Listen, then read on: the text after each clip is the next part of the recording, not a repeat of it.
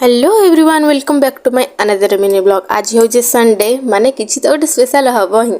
आज हूँ मो बापा का हाथ रंधा मटन।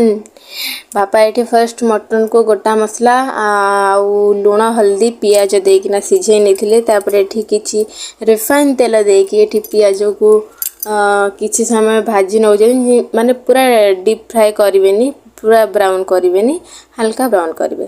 तापर ए बापा किसी हल्दी गुंड आउ लंका गुंड देकी समय कषि नौ कहीं एमती करने द्वारा तरकार भल माने कलर आसता है। तापर अदा रसुण पियाजर पेस्ट बापा पकईकिना कषि नौ कहीं मसलाटा जिते कषे ना सेते भल लगे आ भल बास्ना भी हुए।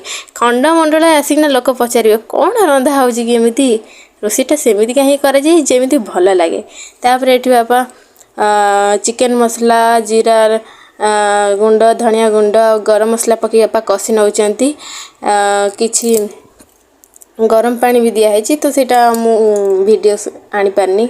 इठी मटन जो सिझा होता है ना तार जो गरम पानीटा थाए सिझा पानीटा सेटा भी बापा आउ थे पकईना टे कषि नौ कहीं केवे भी हेले आइंष तरकारी हो कि जेकोसी तरकारी हो गरम पानी छड़ा ठंडा पानी पकईले ना सेटा एत भल लगी न था। आ मटन तो एमती ठंडा पानी पकईले कड़े टाइट हो जाए बापा कहती।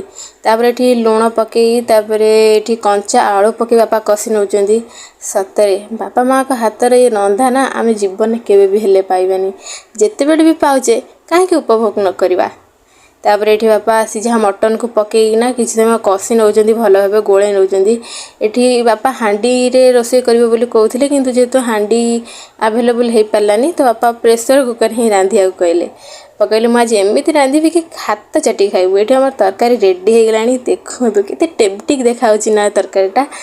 मुझे बापा को पचारि बापा तरकारी केमती देखा केमती लगुच बापा कहले मु रोषे करछि निहाती भल होइथिबो बापा कहते बढ़िया होइछि।